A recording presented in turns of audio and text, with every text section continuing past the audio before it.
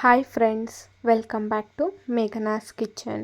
ಇವತ್ತಿನ ರೆಸಿಪಿ ಏನಂತ ಅಂದರೆ ಐಸ್ ಕ್ರೀಮ್ನ ಯಾವ ರೀತಿ ಮನೇಲೇ ಮಾಡೋದು ಅಂತ ನೋಡೋಣ. 3 ಇಂಗ್ರೀಡಿಯೆಂಟ್ ಇದ್ದರೆ ಸಾಕು, ಇಷ್ಟೇ ಈಸಿಯಾಗಿ ಟೇಸ್ಟಿಯಾದ ಐಸ್ ಕ್ರೀಮ್ನ ನೀವು ಮಾಡ್ಕೋಬೋದು. ಮಕ್ಕಳು ಕೂಡ ತುಂಬ ಖುಷಿಪಟ್ಟು ತಿಂತಾರೆ. ಯಾವ ರೀತಿ ಮಾಡೋದು ಅಂತ ನೋಡೋಣ ಬನ್ನಿ. ಫಸ್ಟಿಗೆ ನಾನಿಲ್ಲಿ 5 ಹ್ಯಾಪಿ ಬಿಸ್ಕೆಟ್ನ ತೊಗೊಂಡಿದ್ದೀನಿ. ಎಲ್ಲ ಸ್ಟೋರ್ಗಳಲ್ಲೂ ಸಿಗುತ್ತೆ ಮತ್ತು ಮಕ್ಕಳಿಗೆ ತುಂಬ ಇಷ್ಟವಾದ ಬಿಸ್ಕೆಟು.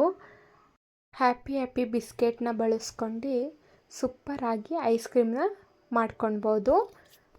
ಎಲ್ಲ ಬಿಸ್ಕೆಟ್ನು ಓಪನ್ ಮಾಡ್ಕೊಂಡು ಒಂದು ಪಾತ್ರೆಗೆ ಟ್ರಾನ್ಸ್ಫರ್ ಮಾಡ್ಕೊತಾ ಇದ್ದೀನಿ. 5 ಬಿಸ್ಕೆಟ್ನ ಓಪನ್ ಮಾಡಿ ಇಟ್ಕೊಂಡಿದ್ದೀನಿ, ನೋಡ್ಬೋದು. ಇವಾಗ ನಾವು ಬಿಸ್ಕೆಟ್ನೆಲ್ಲ ಪುಡಿ ಮಾಡ್ಕೊಳ್ಳೋಣ ಲೈಟಾಗಿ, ಯಾಕಂತ ಅಂದರೆ ಬೇಗ ಪೌಡರ್ ಆಗುತ್ತೆ ಈ ರೀತಿ ಮಾಡ್ಕೊಳೋದ್ರಿಂದ. ಇದನ್ನು ಮಾಡ್ಕೊಂಡು ಸೈಡಿಗೆ ಎತ್ತಿಟ್ಕೊಳ್ಳೋಣ. ನೋಡ್ಬೋದು, ಈ ರೀತಿ ಆದರೆ ಸಾಕು. ಇದನ್ನು ಇವಾಗ ಜಾರ್ಗೆ ಹಾಕ್ಕೊಳ್ಬೇಕಾಗುತ್ತೆ. ಸ್ವಲ್ಪ ಹಾಕ್ಕೊಂಡ್ಬಿಟ್ಟು ಪೌಡರ್ ಮಾಡ್ಕೊಳ್ಬೇಕು. ಇದನ್ನು ಇವಾಗ ಗ್ರೈಂಡ್ ಮಾಡ್ಕೊಳ್ಬೇಕು ಪೌಡರ್ ರೀತಿ. ಅರ್ಧ ಕಪ್ ಆಗೋಷ್ಟು ಸಕ್ಕರೆನ ಹಾಕ್ಕೊಳ್ಬೇಕಾಗುತ್ತೆ. ನೋಡ್ಕೊಂಡ್ಬಿಟ್ಟು ಸಕ್ಕರೆನ ಹಾಕ್ಕೊಳ್ಳಿ, ನಿಮಗೆ ಎಷ್ಟು ಬೇಕು ಸ್ವೀಟ್ ಅಷ್ಟು.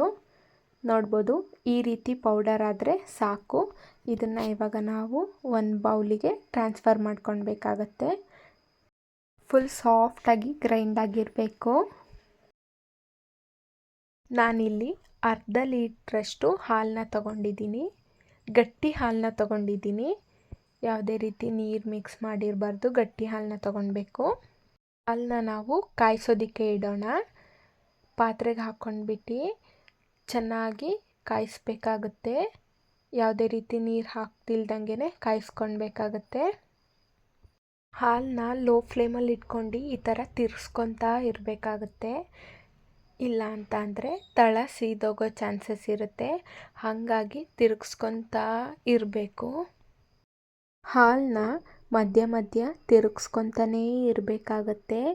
ಕಾಯುತ್ತೆ ಅಂತ ಬಿಟ್ಟರೆ ಹಾಲು ಸೀದೋಗುತ್ತೆ. ಹಾಗಾಗಿ ಲೋ ಫ್ಲೇಮಲ್ಲಿ ಇಟ್ಕೊಂಡು ತಿರುಗಿಸ್ಕೊತ ಹಾಲನ್ನ ಕಾಯಿಸ್ಕೊಳ್ಬೇಕಾಗತ್ತೆ.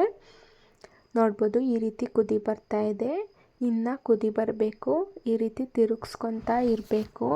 ಸ್ವಲ್ಪ ತಿಕ್ಕ ಕನ್ಸಿಸ್ಟೆನ್ಸಿ ಆಗುತ್ತೆ, ಅಲ್ಲಿ ತನಕ ತಿರುಗಿಸ್ಕೊತಾನೇ ಇರಬೇಕು. ಕುದಿ ಬರ್ತಾ ಇದೆ ಅಂದಾಗ ಬಿಸ್ಕೆಟ್ ಪೌಡರ್ನ ಮಾಡ್ಕೊಂಡಿರ್ತೀವಲ್ಲ ಅದನ್ನು ಸೇರಿಸ್ಕೊಳ್ಬೇಕಾಗತ್ತೆ. ಲೋ ಫ್ಲೇಮಲ್ಲಿ ಗ್ಯಾಸ್ ಇಟ್ಕೊಂಡ್ಬಿಟ್ಟು ಚೆನ್ನಾಗಿ ಮಿಕ್ಸ್ ಮಾಡ್ಕೊಳ್ಬೇಕು.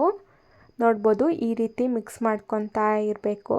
ಸ್ವಲ್ಪ ಹೊತ್ತು ಅದು ತಿಕ್ ಕನ್ಸಿಸ್ಟೆನ್ಸಿ ಬರೋ ತನಕ ಮಿಕ್ಸ್ ಮಾಡ್ಕೊಳ್ಬೇಕು. ತಿಕ್ ಕನ್ಸಿಸ್ಟೆನ್ಸಿ ಬರ್ತಾ ಇದೆ ಅಂದಾಗ ಗ್ಯಾಸ್ನ ಆಫ್ ಮಾಡ್ಕೊಂಡ್ಬಿಟ್ಟು ಎತ್ತಿಟ್ಕೊಳ್ಬೇಕು. ನೋಡ್ಬೋದು, ಈ ರೀತಿ ತಿಕ್ ಕನ್ಸಿಸ್ಟೆನ್ಸಿ ಬರಬೇಕು. ಈ ರೀತಿ ಕನ್ಸಿಸ್ಟೆನ್ಸಿ ಬಂದರೆ ಐಸ್ ಕ್ರೀಮ್ ಪರ್ಫೆಕ್ಟಾಗಿ ಬಂದಿದೆ ಅಂತ. ನೋಡ್ಬೋದು, ಈ ರೀತಿ ಕನ್ಸಿಸ್ಟೆನ್ಸಿ ಇರಬೇಕು. ಇದನ್ನು ಇವಾಗ ನಾವು 10 to 20 ಮಿನಿಟ್ಸು ಬಿಸಿ ಆರೋದಕ್ಕೆ ಬಿಡಬೇಕು. ಬಿಸಿ ಆರಿದ್ಮೇಲೆ ಇದನ್ನೆಲ್ಲ ಜಾರ್ಗೆ ಟ್ರಾನ್ಸ್ಫರ್ ಮಾಡ್ಕೊಳ್ಬೇಕು. ಬಿಸಿ ಆರಬೇಕು, ಆಮೇಲೆ ಟ್ರಾನ್ಸ್ಫರ್ ಮಾಡ್ಕೊಳ್ಬೇಕು. ಇದಕ್ಕೆ ಯಾವುದೇ ರೀತಿ ಮತ್ತೆ ಹಾಲು ಸೇರಿಸಿ ಗ್ರೈಂಡ್ ಮಾಡೋಂಗಿಲ್ಲ, ಹಾಗೇ ಗ್ರೈಂಡ್ ಮಾಡ್ಕೊಳ್ಬೇಕು. ನೋಡ್ಬೋದು, ಈ ರೀತಿ ಕ್ರೀಮಿ ಟೆಕ್ಸ್ಚರಲ್ಲಿ ಬಂದಿದೆ. ಈ ರೀತಿ ಬಂದಿದ್ರೆ ಸಾಕು, ಇಷ್ಟು ಕ್ರೀಮಿಯಾಗಿ. ಇದನ್ನು ಒಂದು ಬೌಲಿಗೆ ಟ್ರಾನ್ಸ್ಫರ್ ಮಾಡ್ಕೊಳ್ಬೇಕು. ನೋಡ್ಬೋದು, ಎಷ್ಟು ಕ್ರೀಮಿಯಾಗಿ ಐಸ್ ಕ್ರೀಮ್ ಬಂದಿದೆ ಅಂತ. ಇದನ್ನು ಇವಾಗ ನಾವು 24 hours ಫ್ರಿಜ್ಜಲ್ಲಿ ಇಡಬೇಕು. ಇದಕ್ಕೆ ನಾವು ಒಂದು ವೈಟ್ ಟ್ರಾನ್ಸ್ಫರ್ ಪೇಪರ್ನ ಕ್ಲೋಸ್ ಮಾಡಿಬಿಟ್ಟು ಫ್ರಿಜ್ಜಲ್ಲಿ ಇಡಬೇಕು. ನಿಮಗೆ ಬೇಕಿದ್ದರೆ ಮೇಲೆ ಚಾಕೋ ಚಿಪ್ಸ್ನ ಹಾಕ್ಕೊಳ್ಬೋದು, ನಾನಿಲ್ಲಿ ಹಾಕ್ಕೊಂಡಿಲ್ಲ. ನೋಡ್ಬೋದು, ಎಷ್ಟು ಪರ್ಫೆಕ್ಟಾಗಿ ಬಂದಿದೆ ಅಂತ. ನೀವು ಒಂದ್ಸತಿ ಟ್ರೈ ಮಾಡಿ. ಹಾಗೆ ಮೇಲೆ ಒಂದು ಪ್ಲೇಟ್ನ ಕ್ಲೋಸ್ ಮಾಡಿ ಫ್ರಿಜ್ಜಲ್ಲೇ ಇಡಿ. 24 hours ಆಗಿದೆ, ಫ್ರಿಜ್ಜಿಂದ ತೆಗ್ದಿದ್ದೀನಿ. ನೋಡ್ಬೋದು, ಎಷ್ಟು ಪರ್ಫೆಕ್ಟಾಗಿ ಬಂದಿದೆ ಅಂತ. ಐಸ್ ಕ್ರೀಮ್ ಯಾವುದೇ ರೀತಿ ಕೈಗೆ ಅಂಟ್ತಾ ಇಲ್ಲ. ಇಷ್ಟು ಪರ್ಫೆಕ್ಟಾಗಿ ಬಂದಿದ್ರೆ ಸಾಕು. ಇದನ್ನು ಇವಾಗ ನಾವು ಬೌಲಿಗೆ ಟ್ರಾನ್ಸ್ಫರ್ ಮಾಡ್ಕೊಳ್ಬೇಕು. ನೋಡ್ಬೋದು ಎಷ್ಟು ಕ್ರೀಮಿಯಾಗಿ ಪರ್ಫೆಕ್ಟ್ ಆದ ಐಸ್ ಕ್ರೀಮ್ನ ನೀವು ಮನೇಲಿ ಮಾಡ್ಕೊಳ್ಬೋದು. ಈ ರೆಸಿಪಿ ಒಂದ್ಸತಿ ಟ್ರೈ ಮಾಡಿ.